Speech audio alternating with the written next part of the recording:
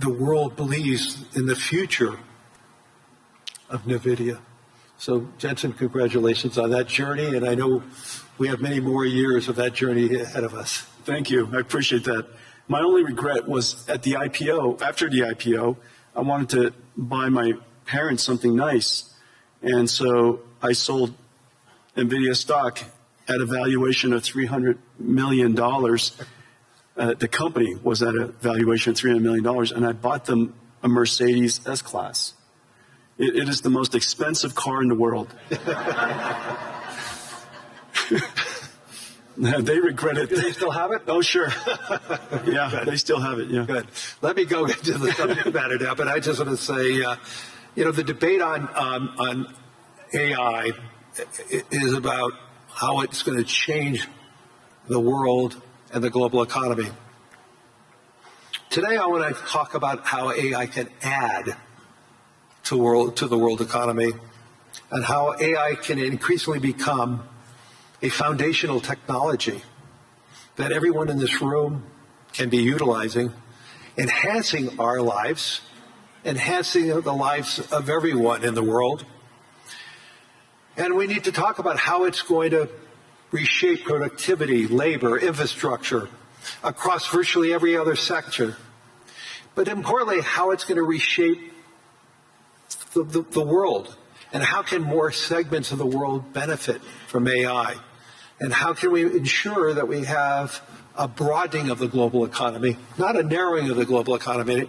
And I can't think of another person who has a clearer view on not just what AI is, but the infrastructure around it, the infrastructure that is necessary to build around it. And because so many of the major hyperscalers are utilizers of what NVIDIA creates, and the whole engagement around the infrastructure around AI and the potential of AI, I think we have a great voice to listen to this afternoon or this morning. So Jensen, once again, thank you. This is his first time here at the World Economic Forum in Davos, and I know you have a really busy schedule, so thank you for taking that time. I appreciate that. So let me go right into it. Why do you believe that AI has the potential to be that significant engine of growth? And what makes this moment, this technology, different than past technology cycles? Yeah, this is, first of all, when you think about AI and you're interacting with AI in all these different ways, ChatGPT, of course, using Gemini, of course, using Anthropic, Claude, of course, and the magical things that it could do, it's helpful to reason back to the first principles of fundamentally what is happening to the computing stack. This is a platform shift. A platform is something where applications are built on top of. And this is a platform shift like the platform shift to PCs. New applications were developed to run on a new type of computer. A platform shift to the internet, a new type of computing platform, hosted all kinds of new applications, a platform shift to mobile cloud. In each and every one of these platform shifts, the computing stack was reinvented and new applications were created. This is a new platform shift in the sense that today you're using ChatGPT. It's important to understand that itself is an application, but very importantly, new applications will be built on top of ChatGPT. New applications will be built on top of Anthropic Claude, for example. And so it's a platform shift in that way. AI is really easy to understand if you realize what it can do that you could never do before. Software in the past was effectively pre-recorded. Humans would type and describe the algorithm or the recipe for the computer to execute. It was able to process structured information, meaning you've got to put the name, the address, their account number, their age, where they live. You create these structured tables that software would then go and retrieve information from. We call it SQL queries. SQL is the single most important database engine the world's ever known. Almost everything ran on SQL before now. Now we have a computer that can understand unstructured information, meaning it can look at an image and understand it. It could look at text and understand it. It's completely unstructured. It could listen to sound and understand it, understand the meaning of it, understand the structure of it, and reason about what to do about it. And so for the first time, we now have a computer that is not pre-recorded, but it's processed in real time, meaning that it's able to take the context of the circumstance, whatever the environmental information, the contextual information, and whatever information you give it, it could reason about what is the meaning of that information and reason about your intent, which could be described in a really unstructured way. You describe it however you want to describe it. We call it prompts. But you describe it however you like to describe it. And to the extent that it can understand your intention, it could perform a task for you. Now, the important thing about this is that because we're reinventing that entire computing stack, the question is, what is AI? You're asked, when you think about AI, you think about the AI models. But it's really important to understand industrially, AI is actually essentially a 5-layer cake. At the bottom is energy. AI, because it's processed in real time and it generates intelligence in real time, it needs energy to do so. Energy is the first layer. The second layer is the layer that I live in. It's chips and computing infrastructure. The next layer above it is the cloud infrastructure, the cloud services. The layer above that is the AI models. This is where most people think AI is. But don't forget that in order for those models to happen, you have to have all of the layers underneath it. But the most important layer, and this is the layer that's happening right now, the reason why last year was an incredible year, frankly, for AI, is that the AI models made so much progress that the layer above it, which is ultimately the layer that we all need to succeed, the application layer above that.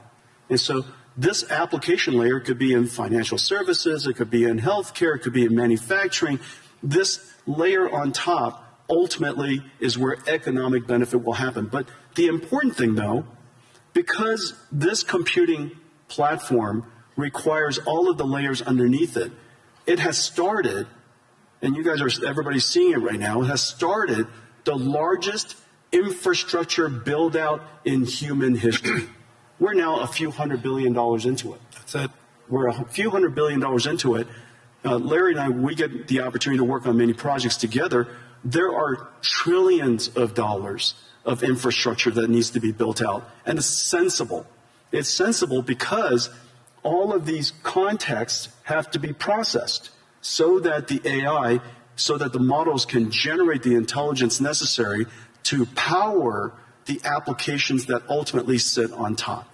And so when you go back and when you reason about it layer by layer by layer, and you realize that the energy sector is now seeing extraordinary growth. The chip sector, TSMC just announced they're going to build 20 new chip plants.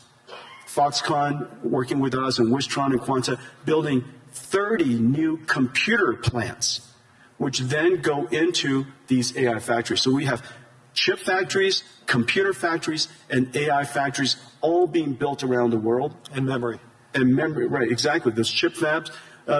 Micron has started investing $200 billion in the United States.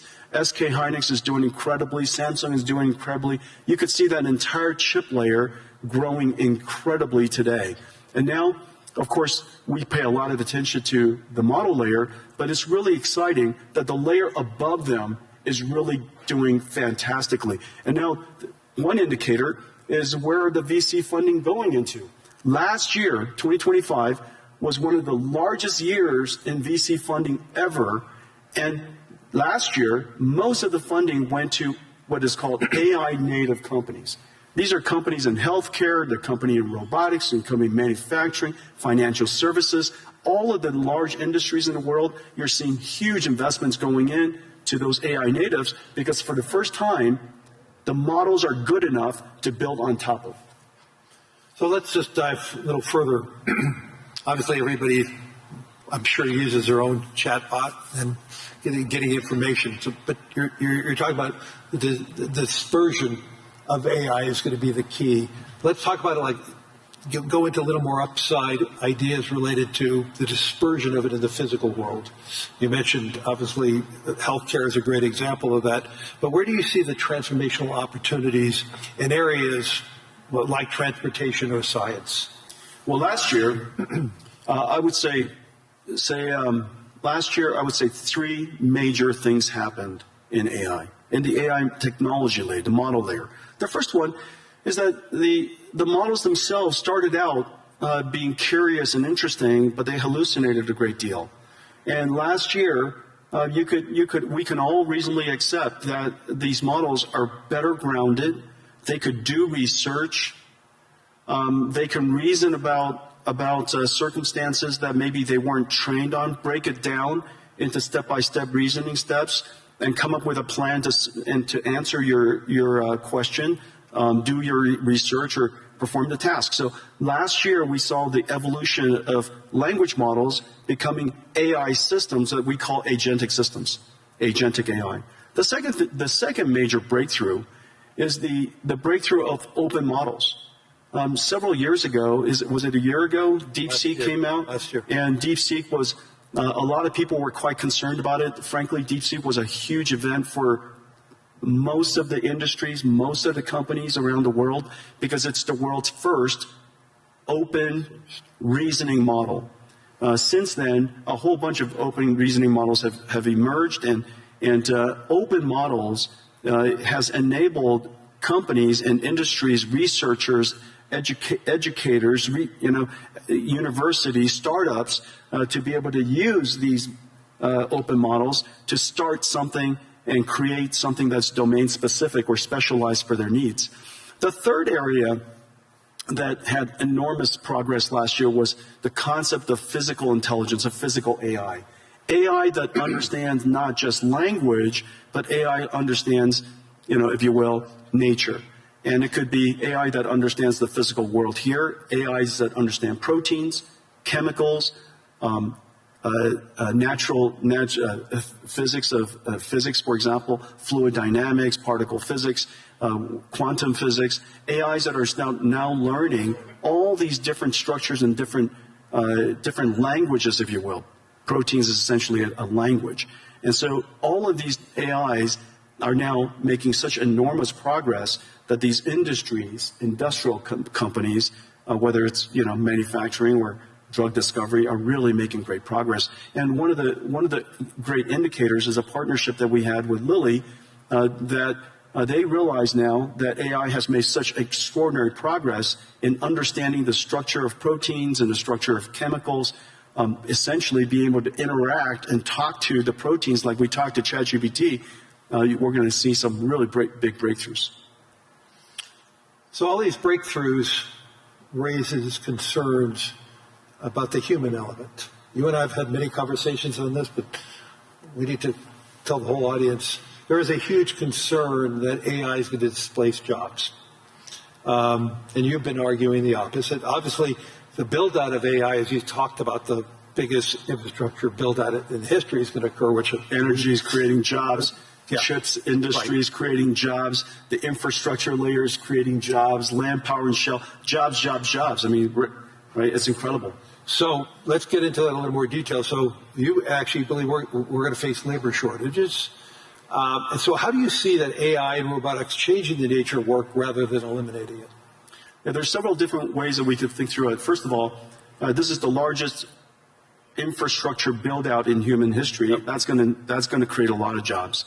And it's wonderful that the jobs are related to tradecraft, and we're going to have plumbers and electricians and construction and steel workers and network technicians and people who install and fit out the equipment, and all of these jobs. We're going to in the United States, we're seeing quite a significant boom in this area. Salaries have gone up, nearly doubled. Yeah. And so we're talking about six-figure salaries for people who are building chip factories or computer factories or AI factories. And we have a great shortage in that. And I'm really delighted to see so many people in so many countries really recognizing this important area. Everybody everybody should be able to make a great living. You don't need to have a PhD in computer science to do so. And so I'm delighted to see that. The second thing to realize, and so we theorize about the automation of tasks and things like that, and what is the implication to jobs. I'll just offer some anecdotes. These are real world anecdotes of what has actually happened.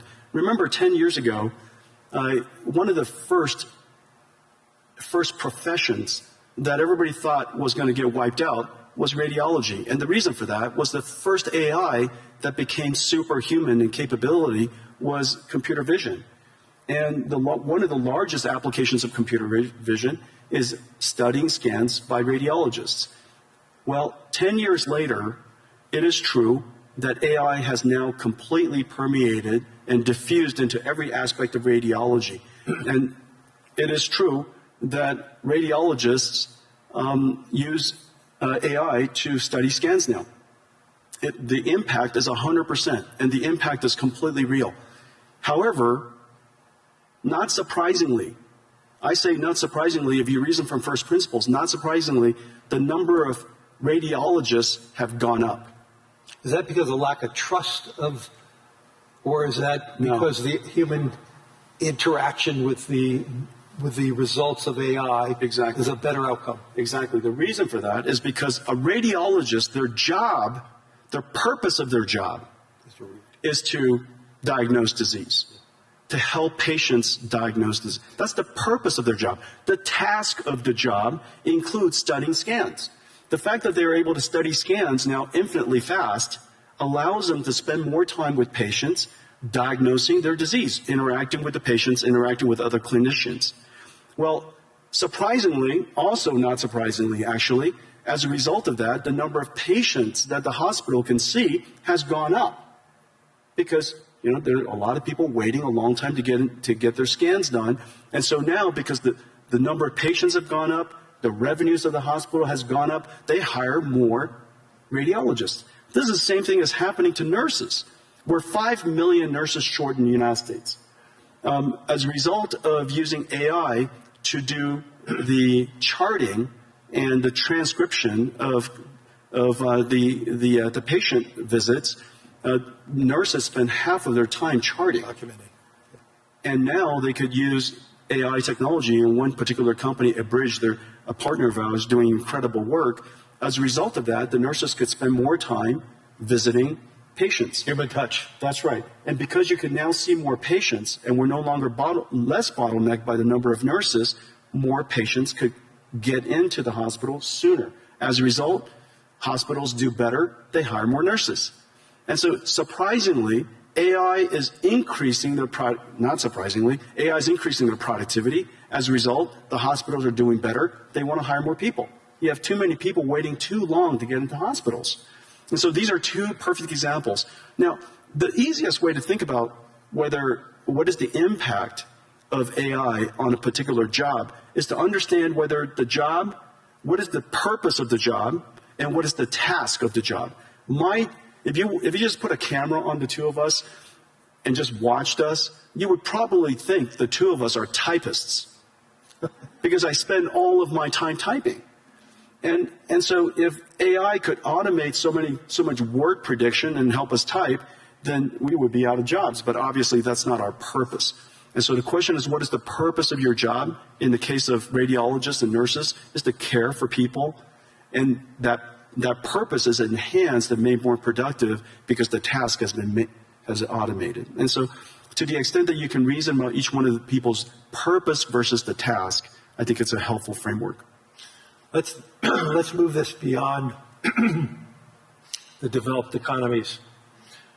Help me understand how AI is it to broaden the world and help the world. I read an Anthropic piece this past weekend that basically said the utilization of AI most recently is very dominant by the educated society. And they're even seeing the educated component of each society being heavily more utilized. And they're using it against their own model Claude, so it may have its own biases.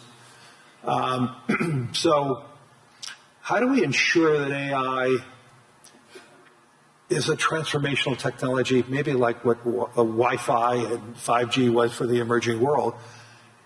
And when you intersect that, what does it mean for the emerging world? And John, how do we broaden the global economy? And two, getting back to the whole job situation with robotics and AI, there is going to be some substitution there. And there's substitution in the United States already going on. We may be creating more plumbers and electricians, but we probably need less analysts at financial institutions. Lawyers need less because they're able to accumulate the data faster.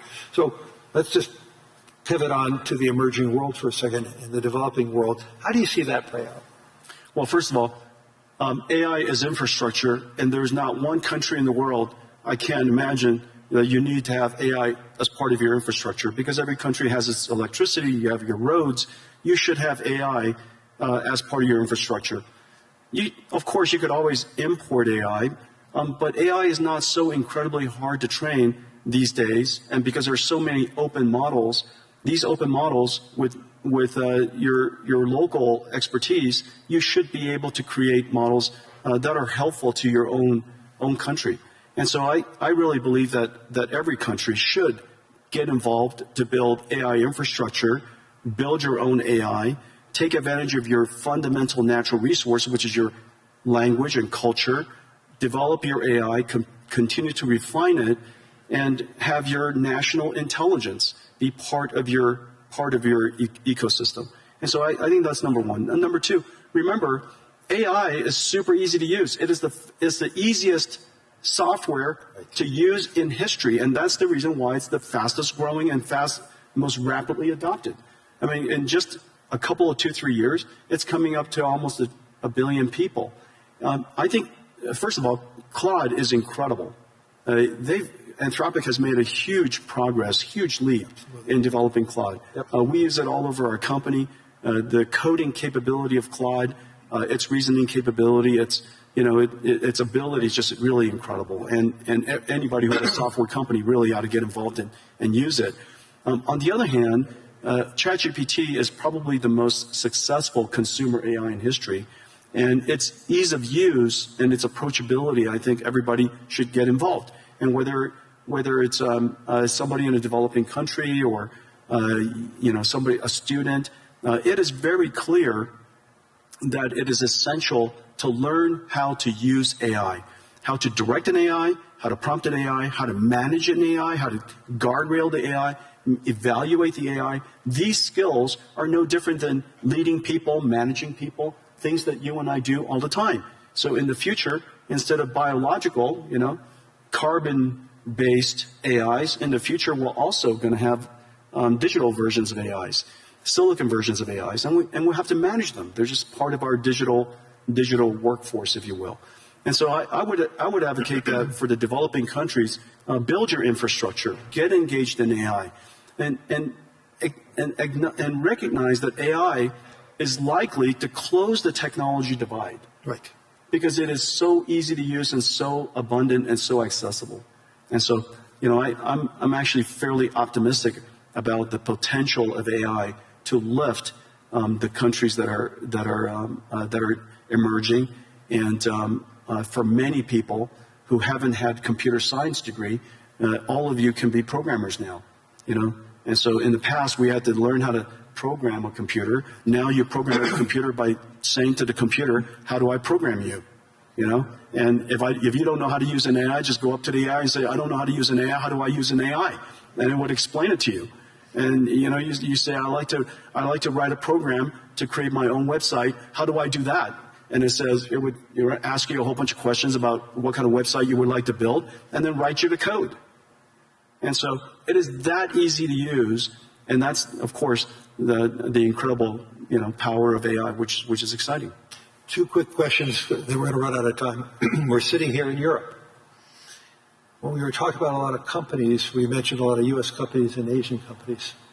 Talk to us about how AI and the success of Europe and the future of Europe can intersect, and how do you see NVIDIA play that role here in Europe?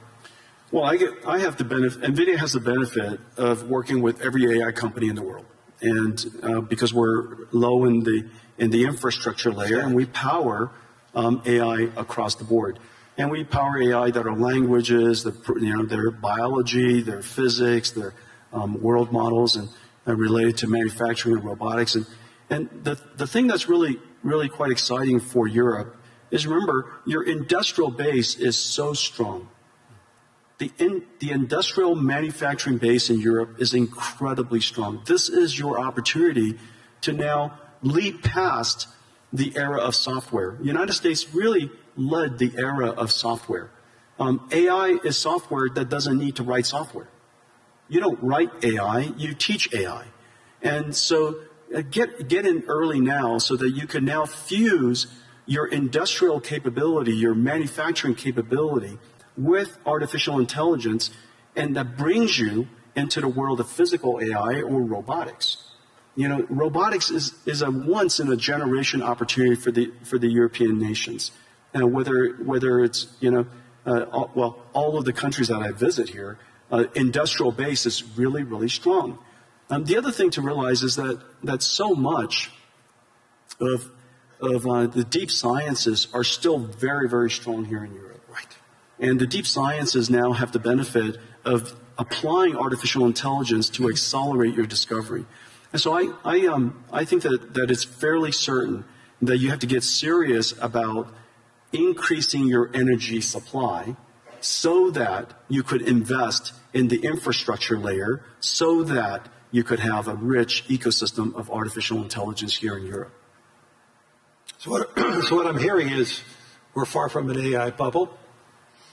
The question is, are we investing enough? Let's turn it around, because there's so many people talking about a bubble, but the question is, what I'm hearing from you is, are we investing enough to do what we need to do to broaden the global economy?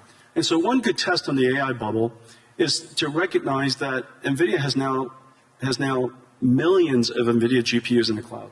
We're in every cloud, we're used everywhere. And if you try to rent an NVIDIA GPU these days, it's so incredibly hard. And the spot price of GPU rentals is going up. Not just the latest generation, but 2-generation-old GPUs. The spot price of rentals are going up. And the reason for that is because the number of AI companies that are being created, the number of companies shifting their R&D budget, Lilly is a great example. 3 years ago, most of their R&D budget, all of their R&D budget, was probably wet labs. Notice the big AI supercomputer that they've invested in, the big AI lab, increasingly that R&D budget is going to shift towards AI. And so the AI bubble comes about because the investments are large. And the investments are large because we have to build the infrastructure necessary for all of the layers of AI above it. And so I think the opportunity is really quite extraordinary. And everybody ought to get involved. Everybody ought to get engaged. We need more energy. I think that we all recognize that. We need more land power and shell. We need more trade skill workers. And in fact, that population of workforce is so strong here in Europe. Yes.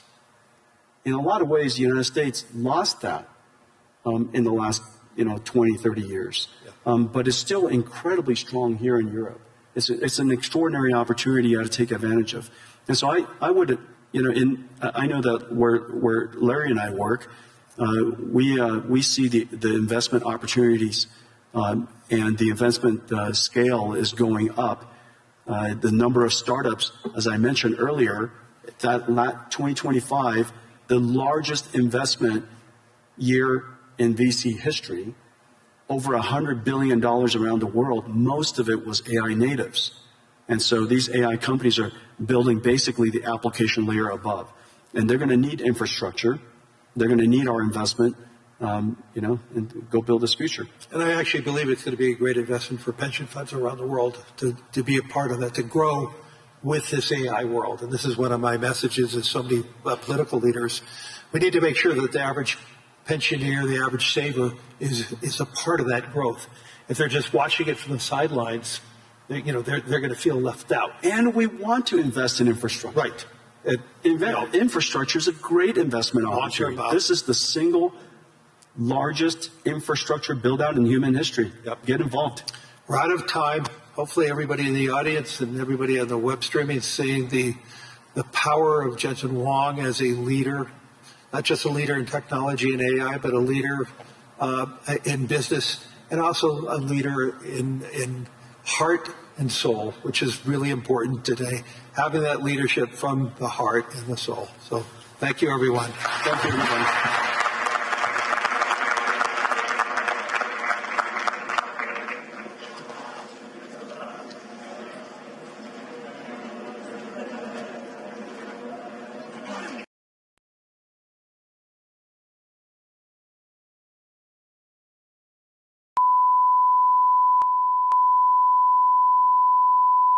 This is the primary audio circuit for the Reuters live service.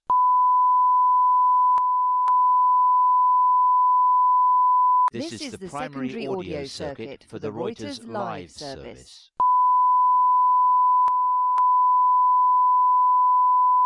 This is the primary audio circuit for the Reuters live service.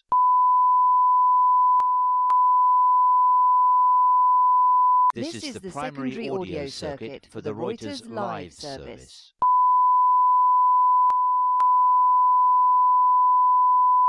大家好，我是主播周玉琴。很多的朋友告诉我们，选择原版的太阳星全效克菲尔益生菌，它添加有羽衣甘蓝，健康再加分。而有睡眠困扰的朋友们，赶快选择蓝色包装这一款晚安加强版，绝对是更有感。每日克菲尔，时刻美好 ，Good Feel Good， 请上快点购为健康下单，而且要记得输入推荐代码，有额外的折扣优惠。太阳星全效克菲尔益生菌基础版、晚安加强版，新包装改版，内容不变，抽取更方便。要吃就吃最好的。